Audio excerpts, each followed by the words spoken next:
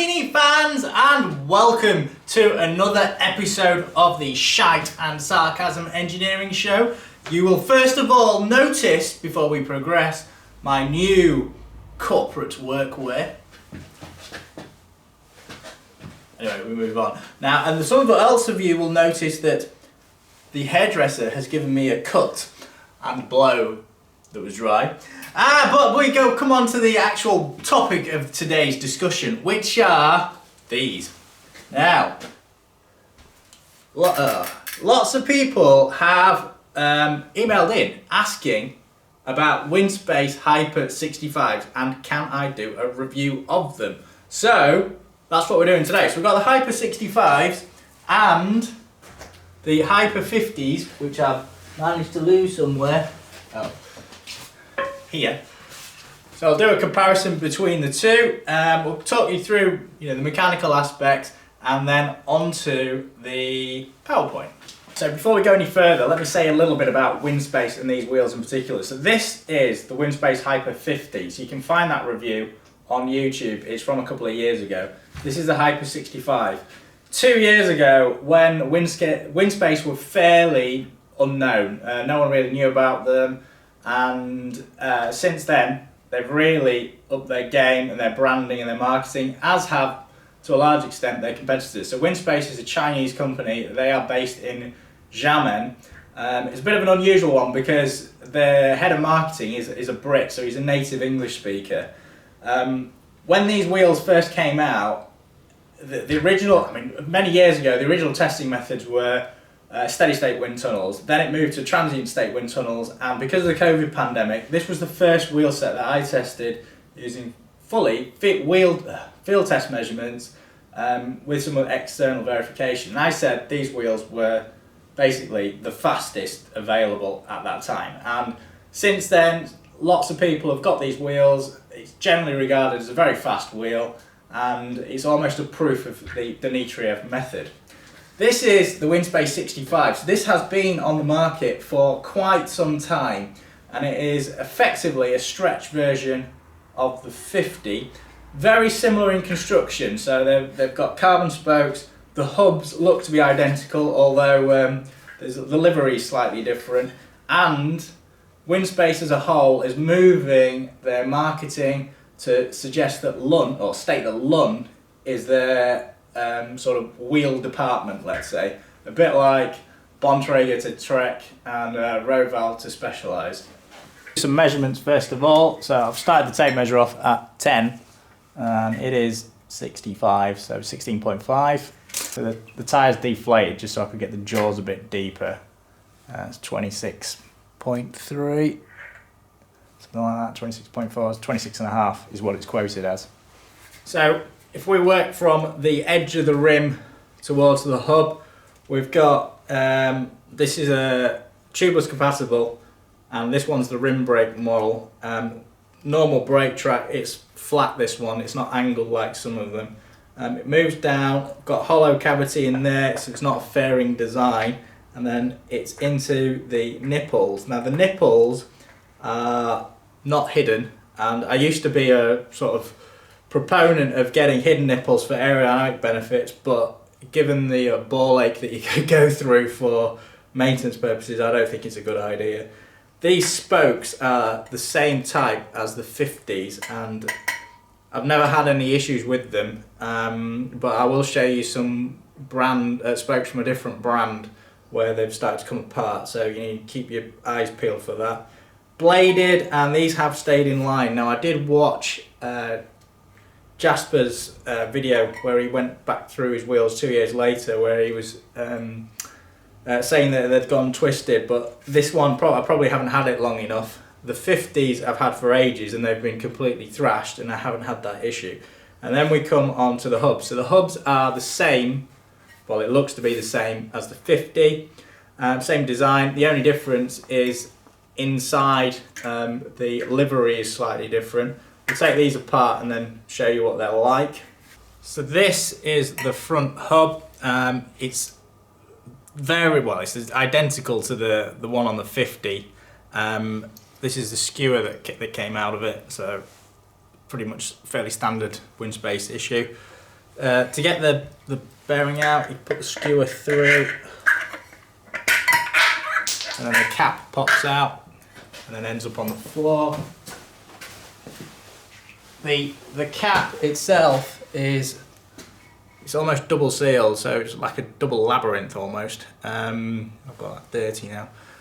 Inside the 6803 bearings, fairly run of the mill. Not really had many issues with that one. Had a couple of problems, well not really a problem, but the back hub, which we'll come on to, is a different setup. But this is fairly run of the mill. Radial lacing, and it's easy to change these spokes because they're not hidden. And then yeah, we'll go from there. Right, so now let's do some weights. So this is the Hyper 50, fully built up with Continental tyres, same inner tubes and all that good stuff. And that tips the scales at 997 grams. Hyper 65, so additional rim depth is 1050, so it's about 50 to 60 grams difference, but it's 50 to 60 grams at the rim, at the extremities, so you've got an inertia difference there, and it's going to be the same on the back wheel, 50 to 60 grams, so you're looking at 120 grams of additional rotating mass at almost the periphery. So what I'm going to do now is just take the cassette off so that you can see what the teeth damage is like after 4,000 kilometres. As always, a lot of plugs falling off onto the floor.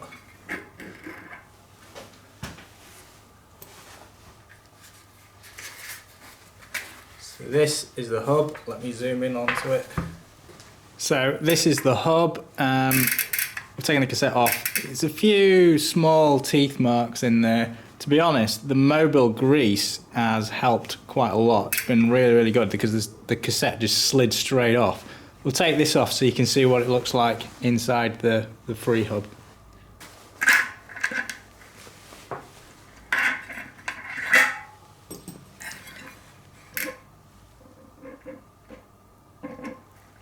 Be careful that not all of it flies out.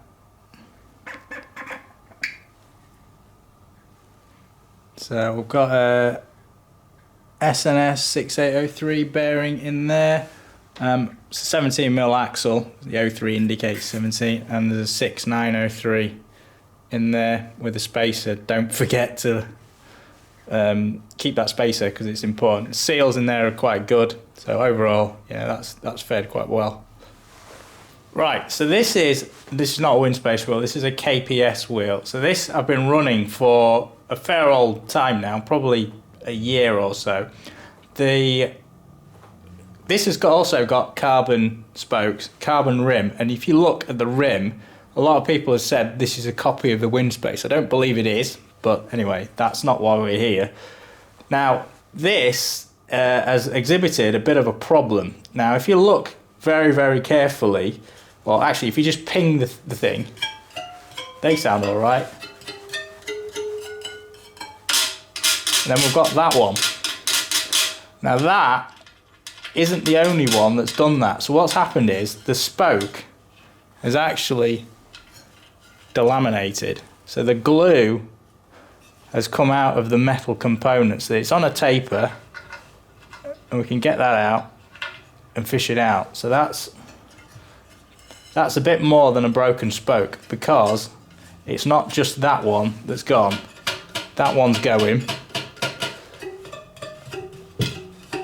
That one's on its way out, and they're all doing it. So that is something you need to consider. I haven't had a problem with the Winspace wheels. I've not had a problem with Fast Sports wheels, but these ones have been proven problematic. It's that time of the show again. It is time for PowerPoint. The Winspace Lun Hyper 65 gets roasted by Hambini, age 5. Better do the pen check. Is the pen working? Oh, the pen is working. Pen has been working very well today. Not just this pen.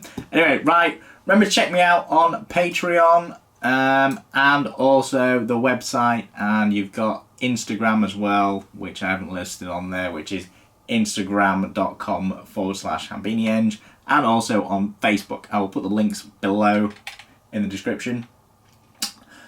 Right, who are Winspace? Now, most of you know who they are. They are a Chinese-based company, predominantly direct to customer, and they have a fairly well-established social media presence. They and a couple of others really have gone from complete obscurity to quality Chinese.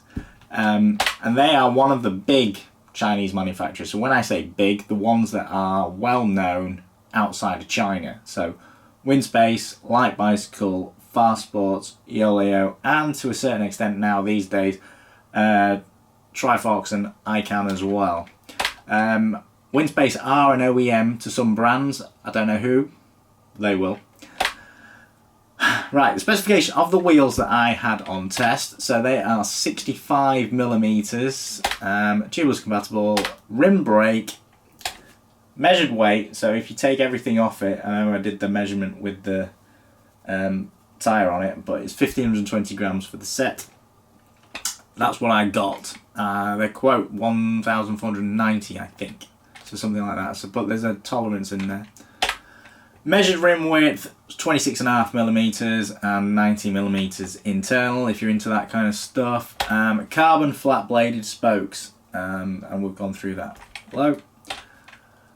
Wheel build quality. So I like to run these wheels for an extended length of time because, you know, a lot of reviewers just get them for 5 minutes and then say, oh, they're really fantastic. What I like to do is probably thrash them. So after 4,000 kilometers, you know, that's what I suggest is a reasonable time for reviewing. Radial run out was less than 0.6 millimeters and lateral run out was less than 0.6 millimeters. On a carbon rim, correcting large runouts is virtually impossible. You'll break something if you do it. There weren't really any voids, and all the spoke flats were all in line. Didn't really have any problems. Now the bearing arrangement, the non-drive side, this is the rear non-drive side hub is 6803. Free hub is 6803. Drive side of the hub is 6903, and finally the other part of the free hub is a 6803. Moving on to, and the fronts are 6803. So the 03 means it's 17 millimeters, 6 is a deep groove ball, and 8 is number 2 in the Dimension series, and 9 is number 3 in the Dimension series. So it is a bit more of a chunky bearing. Right, so bearing fits. Generally, all pretty good. The 6903 was slightly tighter. So the 6903 was an N7, capital N, not small n, to indicate housing fit. It's still okay. So SKF and NTN commented that was okay for CN, and you know, I would say that was an okay fit. I mean, you could go to P really, bottom end of P. Axle run out, so if you put a clock onto the axle, spin it round in a lathe, you're going to get, I mean, 0.02, which is 1/1000th of an inch. This was the 6903 bearing. This is the really, if you want to call it a fault, it was probably caused by me more than anything else. So the orange line is the frequency plot when it was new. So you can see here fundamental train frequency, which is the speed the cage moves at, wheel, which is the speed the wheel is rotating at. So notice the wheel is going at a faster speed than the fundamental train frequency.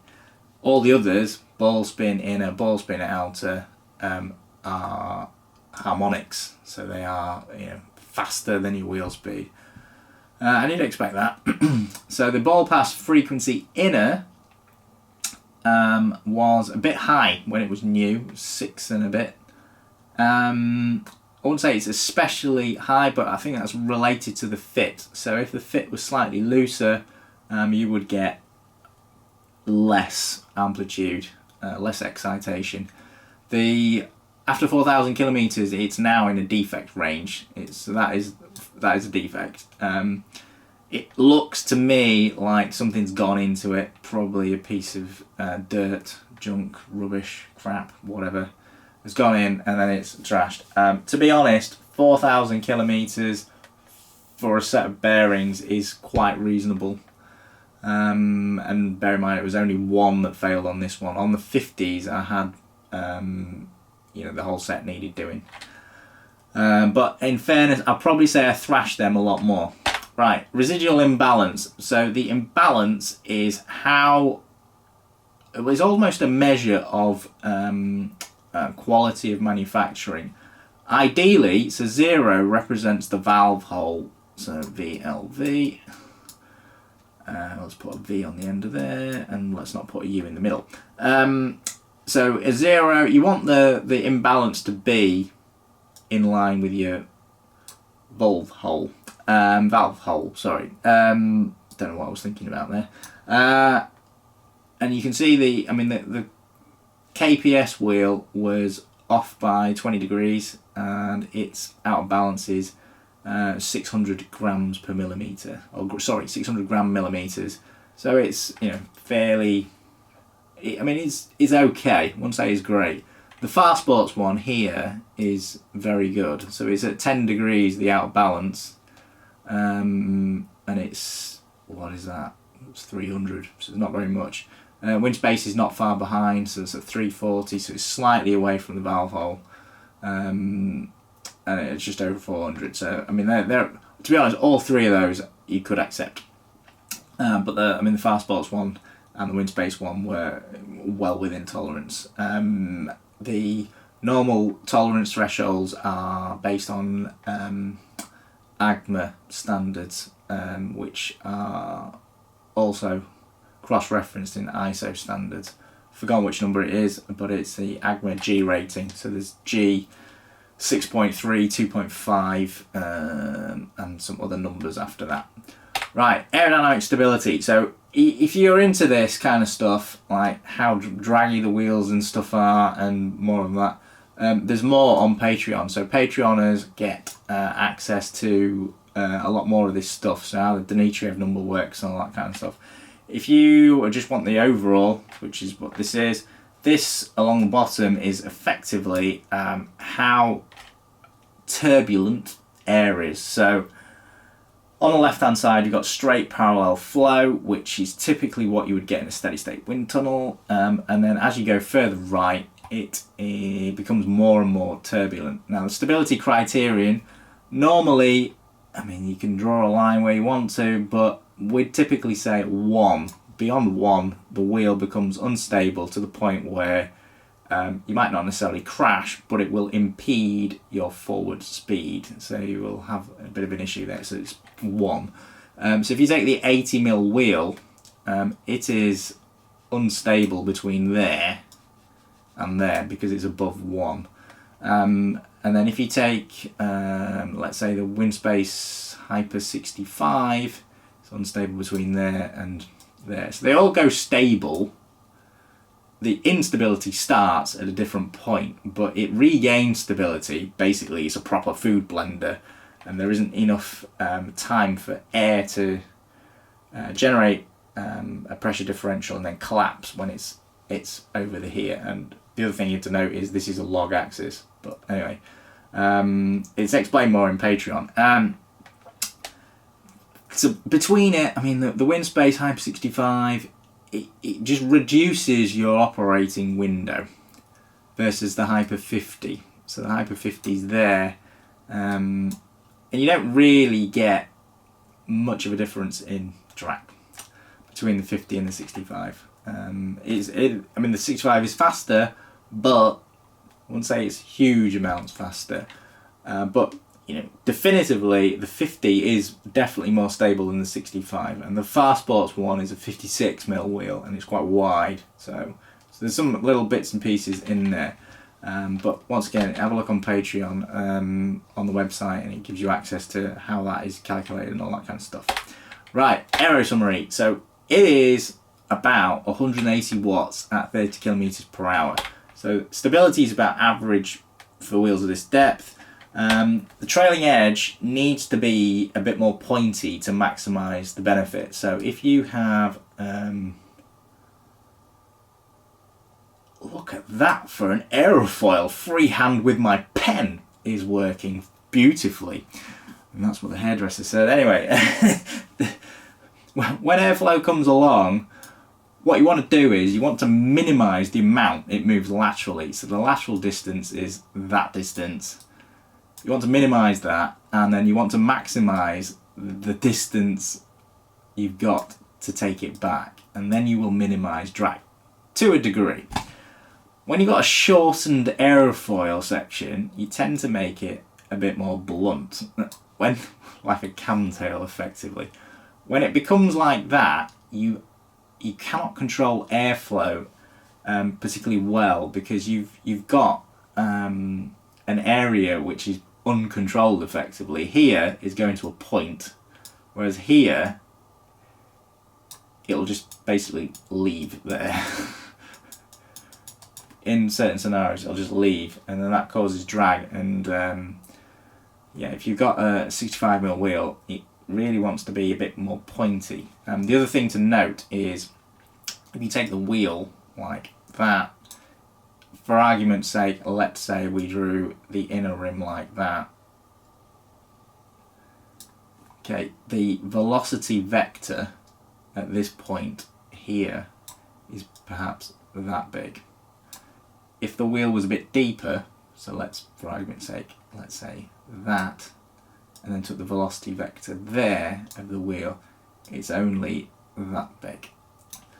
So scaling has a few issues, so you need to consider that. If you're not familiar with what that is, I might like do a drawing on my website or whatever. Right, what are the good bits?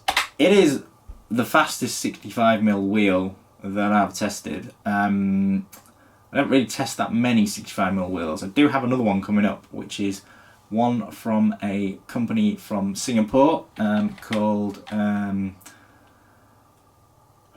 well, the guy's name's QX, and he's from Ascent Bikes, but I will post that later. A bit different, that one. Hubs are decent, well made. It's effectively a proven design. Loads of people have got them, so there's not really, any issues there. Stability is okay for a 65mm wheel, and finally, the important one is, actually it's not the final one, but you get native English technical support, which is always something nice to have. And the customer service is, on the whole, when you read through the websites, very good. Winspace aren't going to ignore you like some people might. Right, the bad. The thing, I mean, Winspace to an extent have almost shot themselves in the foot, because the difference between a 50 Hyper 50 Winspace and another 50 is quite big. Well, it was at the time. I think the others have caught up to an extent now, but it's still, the fastest, or one of the fastest wheels that are going. When you get to the 65, it is faster, but the delta to the competition is not as great. So, that's it. And the profile, as I mentioned earlier, needs to be a bit sharper. So what I'm really trying to say is they've left some on the table, and they're probably gonna tweak that and then get some more out. Right, overall, so for a 65mm wheel, it's fine, no issues with that. The ride, and this is me being, my opinion, it can be, well, I mean, it's a carbon rim, 65mm carbon rim, is quite hard. Because, I mean, the rim itself is extremely stiff, the spokes are short, and mechanically it gives you good performance if you're on a smooth surface. So there you go. Right, for day-to-day riding, I personally prefer the Hyper 50s. The main reasons for this are, the stability. So if you take the 50, you'll be able to ride it in a lot more abrupt conditions than the 65. So it gives you a wider operating window. The drawback from that is it is not as fast. So, as a day-to-day riding bike, for me, I'd take the 50. The other thing is, I mean, it's not much slower. The bit that really I prefer is I like wheels which have a low moment of inertia. When you go from the 50 to 65, when you are leaving traffic lights, and I'm saying specifically leaving traffic lights because you're at 0 speed, you can feel the difference. You know, that's quite noticeable. When you get up to speed, then the acceleration from differential between the wheels is kind of offset by, you know, the drag differential. So for crit racing, I'd probably say the 50 is a better bet, or a 50 front and a 65 rear. And then the other thing for the 50 is the static wheel weight is lower. So, okay, it's only 115, 110 grams, something like that, but you're still having to lug that up over you know, the height differential. Right, questions, comments. I'll put some more stuff on hambini.com, some pictures and, you know, specs and all that. Remember to like and subscribe. Also check out Patreon. And this is bit where I think it's getting quite interesting. Now, when I spoke to a few people in the wheel industry, they sort of are saying that the marketing limits for you know, aero are basically dead. So now they're moving towards lower inertia, and that's something that I quite like. I like low inertia wheels. And then where are we going? Now, I think, you know, Winspace, Powersports, Light Bicycle, I think they've got Zip and Bontrager and all that lot firmly in their crosshairs. I think the next logical thing that they're going to do is sponsor a Western bike team. Now, you can see that already, Hunt Wheels. So they are, well, I say they're a British manufacturer, they're not. They're buying their wheels from the Far East, bringing them over and then sending them everywhere. So they don't make in the UK, but they distribute from here. So, yeah, I mean, where are we going? I think it's only time before that happens. Right.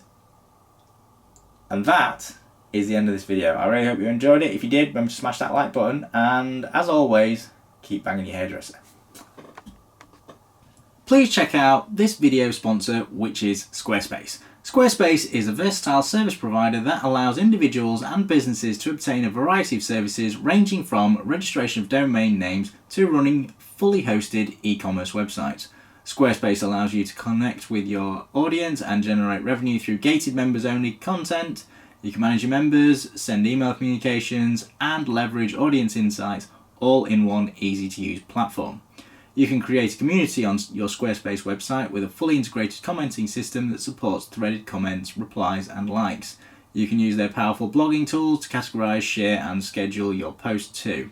Squarespace also now incorporates tools from third parties in the form of Squarespace extensions. These new third-party tools can help you manage your inventory, promote products, and streamline bookkeeping, tax compliance, and help you ship items across the globe.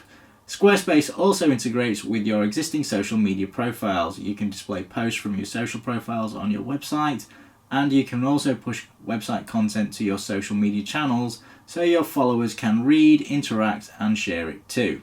Go to squarespace.com for a free trial, and when you're ready to launch, you can go to squarespace.com/Hambini to save 10% off your first purchase of a website or a domain.